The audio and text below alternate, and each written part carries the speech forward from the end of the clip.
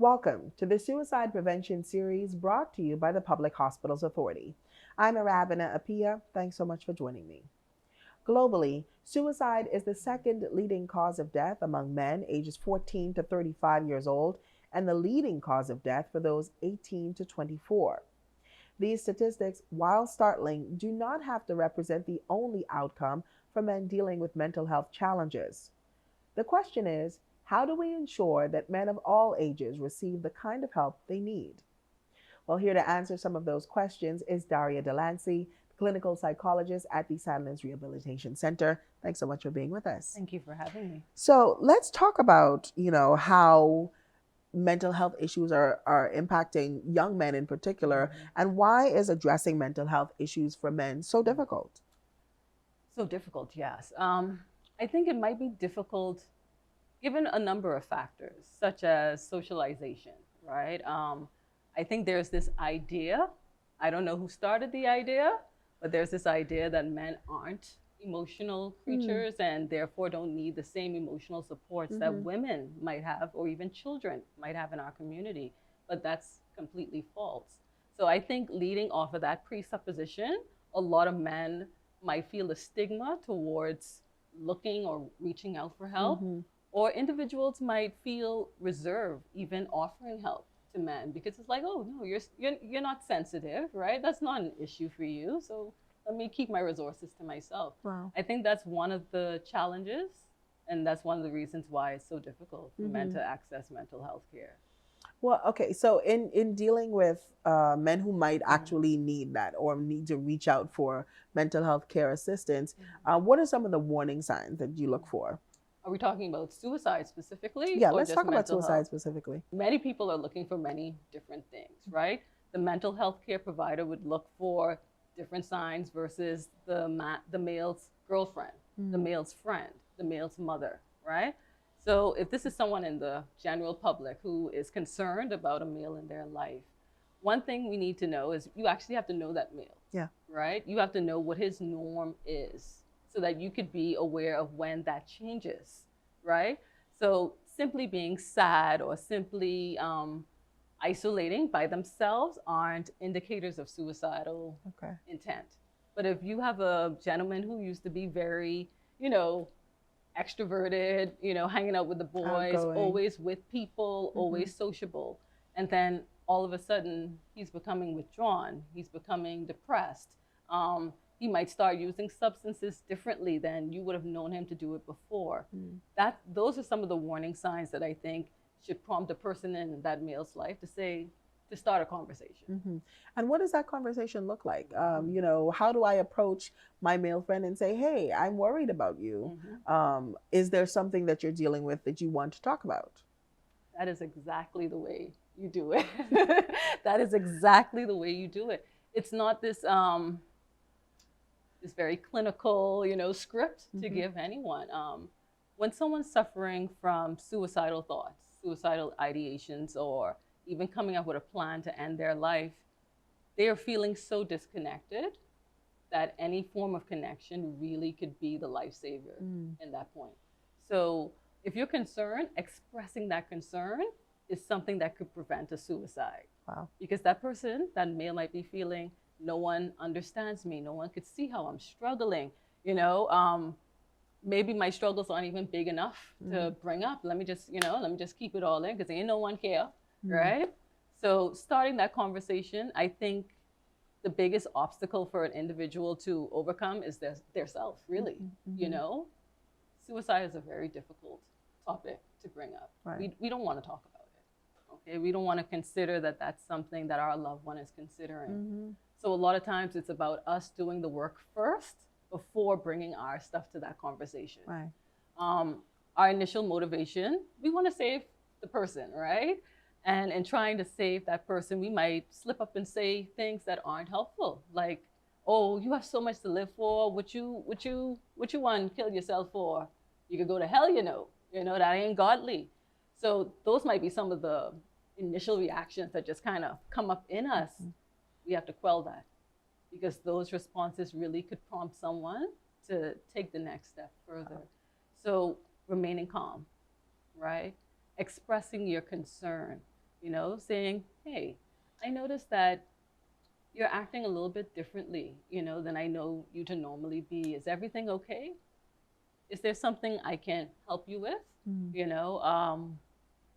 Just having this open, non-judgmental conversation with them about how they're feeling is a good way to open up the door.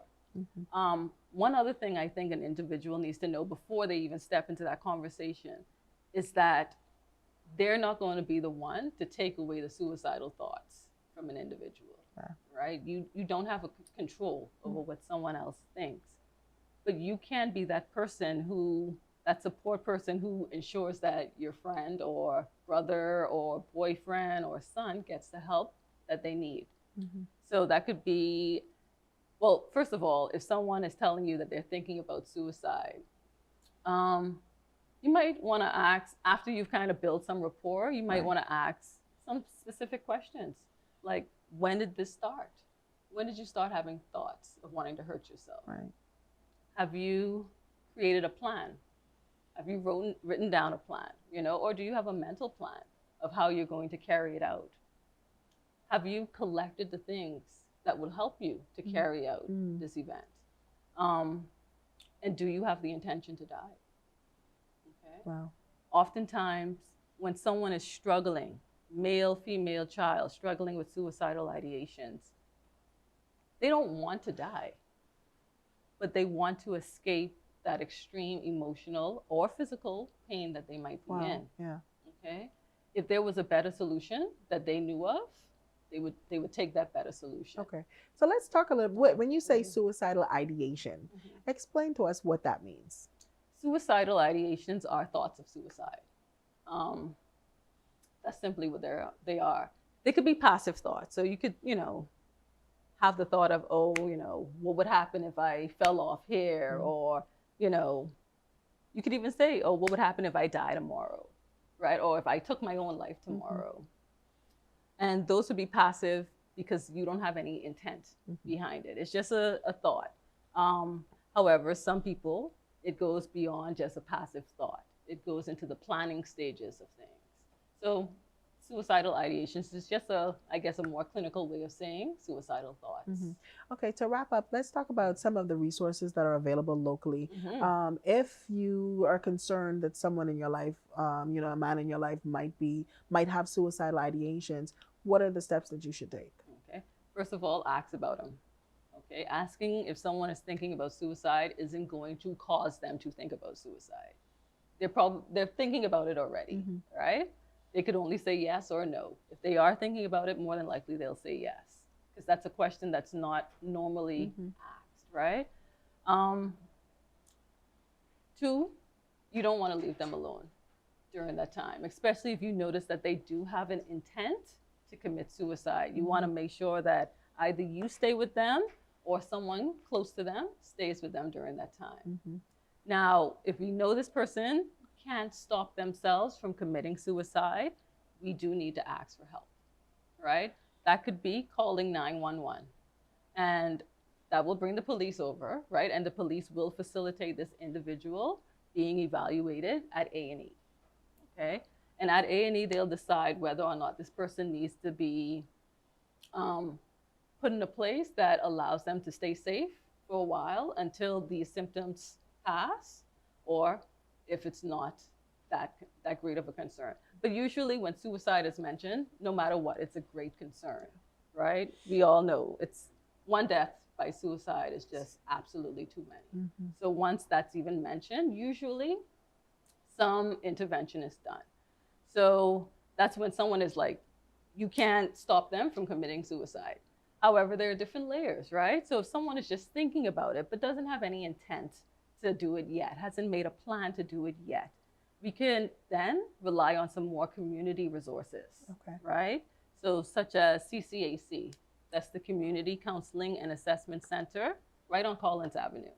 So that's the community branch of PHA, right? So there, an individual who might be suffering from suicidal thoughts or depression that leads to suicidal thoughts, they can go there and they could be seen by a doctor.